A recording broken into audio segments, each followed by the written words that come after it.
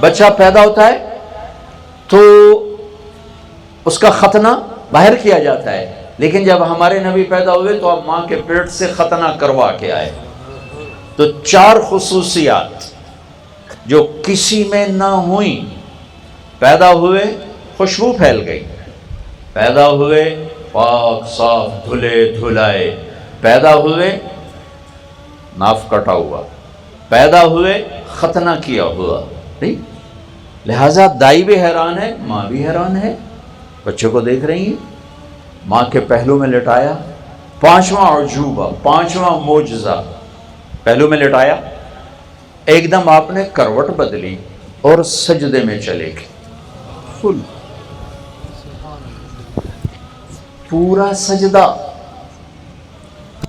گھٹنے ٹیک کے ہاتھ رکھ کے لمبا سجدہ۔ ماں بھی ڈری ہوئی،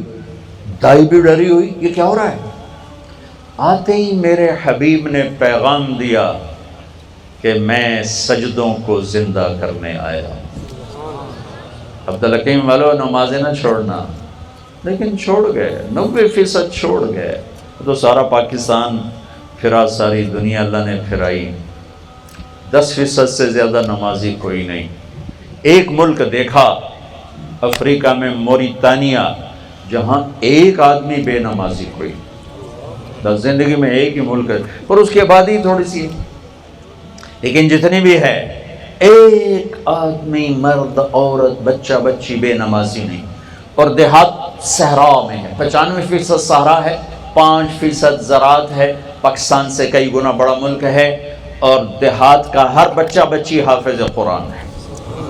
ہر بچہ بچی۔ وہاں جا کے تھوڑی آنکھیں ٹھنڈی ہوئیں، آپ نے سجدہ کر کے اعلان کیا کہ سجدوں کو زندہ کرنے آیا ہوں، اور دنیا سے جاتے ہوئے اعلان کیا، جب آپ جا رہے تھے آپ آئے 12 ربیع الاول، نہیں 22 اپریل 571 عیسوی، 12 ربیع الاول پیر کی صبح 4:20۔ آپ 4:20 کیسے کہہ رہا ہوں؟ اس وقت تو گھڑی نہیں تھی، اس لیے کہہ رہا ہوں کہ میں نے مکہ میں 22 اپریل کی صبح صادق دیکھی تو 4:20، لہٰذا یہ ایک اضافہ ہو گیا۔ جب آپ دنیا سے جا رہے ہیں تو 12 ربیع الاول 7 جون 633 عیسوی 11 ہجری، اور پیر کا دن 10 سے 12 کے درمیان کا ٹائم، اور آپ کہہ رہے ہیں الصلاۃ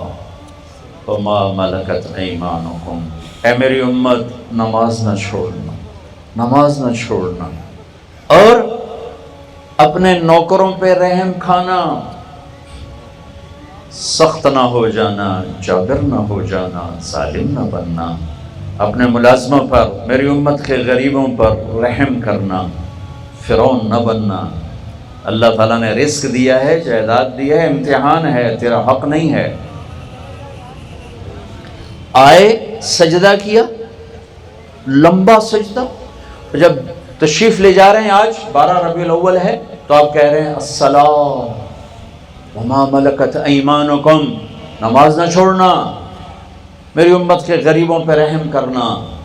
پھر الصلاۃ الصلاۃ الصلاۃ، نماز نہ چھوڑنا، نماز نہ چھوڑنا،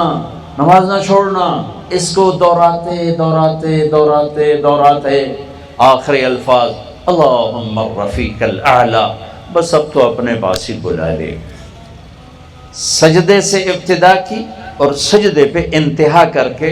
امت کو، انسانیت کو پیغام دیا کہ اپنے ماتھے کو زمین پہ ٹکاتے رہنا، تمہاری بلندیاں سجدوں میں چھپی ہوئی ہیں، تمہاری عزتیں نماز میں چھپی ہوئی ہیں۔ اللہ کسی امت پہ 5 نمازیں فرض نہیں تھی، اس امت پہ 5 فرض ہوئیں، پہلی امتوں پہ 2، ان پر 5۔ ان کی نمازوں میں کتاب نہیں پڑھی جاتی تھی، وہ اپنی کتاب کے حافظ نہیں ہوتے تھے۔ ہماری نماز میں قرآن پڑھا جاتا ہے، ہمارا بچہ بھی حافظ ہے، بوڑھا بھی حافظ ہے۔ عبد الرحمن تیمی فرماتے ہیں میں حرم میں تھا، مکہ، عثمان رضی اللہ تعالیٰ عنہ امیر المومنین ہیں، حج پہ آئے ہیں یا عمرے پر آئے ہیں، حرم میں داخل ہوئے، جوتا ہاتھ میں، ایک طرف رکھا، اللہ اکبر، نماز شروع کی، اور الف لام میم ذالک الکتاب سے تلاوت شروع کی۔ ان کو جستجو ہوئی کہ یہ سورہ بقرہ سے جو ابتدا کی ہے، شروع کی، بھلا دیکھو رکوع کہاں کرتے ہیں، کہ میں بیٹھ گیا پاس، بقرہ گزر گئی، آل عمران گزر گئی، نساء گزر گئی، مائدہ گزر گئی، سورہ انعام گزر گئی، اعراف گزر گئی، انفال گزر گئی، توبہ گزر گئی، یونس گزر گئی، قل اعوذ برب الناس ملک الناس الہ الناس من شر الوسواس الخناس الذي يوسوس في صدور الناس من الجنت والناس پہ جا کے رکوع کیا، ایک آیت میں سارا قرآن پڑھ دیا، ایک آیت میں سارا قرآن ختم کر دیا، ایک آیت۔ اول تو پڑھنے والے 10% ہیں، 90% تو پڑھتے ہی نہیں، 30% جمعہ پڑھ لیتے ہیں، 70% جمعہ بھی نہیں پڑھتے، اور جو پڑھتے ہیں وہ صرف قل هو اللہ نے یاد کیتی ہوئی ہے، صرف قل هو اللہ دا ٹھیکہ چاہے اللہ کو، باقی سارا قرآن انہوں ہٹا کے واپس کر چھڑیا۔ اور دعائے، ایک بندہ پوچھنے لگے یہ دعائے قنوت تے قل هو اللہ پڑھ چھڑا، میں کہا ٹھیک ہے، دعائے قنوت میں قل هو اللہ، ایک قل هو اللہ کا ٹھیکہ لے کر باقی سارا قرآن واپس۔